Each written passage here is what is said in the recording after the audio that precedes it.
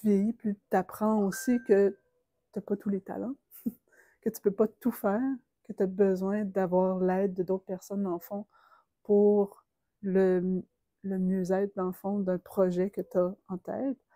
Donc, c'est d'aller chercher, dans le fond, des personnes qui ont vraiment des spécificités. Ben, dans le projet, en fait, du jeu de cartes, l'exemple que je pourrais donner, c'est la personne qui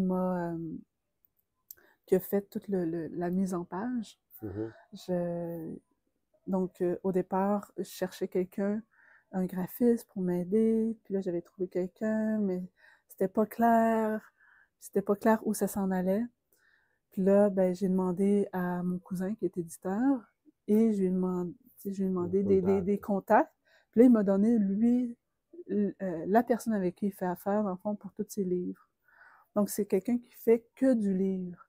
Il est vraiment spécialisé là-dedans. Donc, ça vaut la peine d'aller vraiment chercher comme quelqu'un qui est très spécifique, quand on a besoin de très particulier, au lieu d'aller voir disons, un graphiste général, puis dire, ah ben, parce que moi, j'ai tendance à, des fois, à, ah, il est sympathique, ah, je vais travailler avec cette personne-là. Donc, c'est un peu mon défaut. C'est Un les autre, défauts de tout. ouais. C'est pas tellement de ton défaut.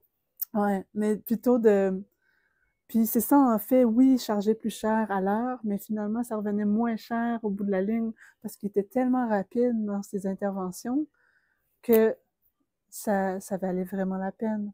Fait que pour moi, ça a été un bel apprentissage de faire comme, ben oui, ça vaut la peine de vraiment aller demander des références à des personnes qui pourraient être susceptibles de connaître des personnes vraiment qui sont spécialisées dans des techniques qu'on a besoin pour arriver vraiment à notre but plus rapidement puis plus efficacement.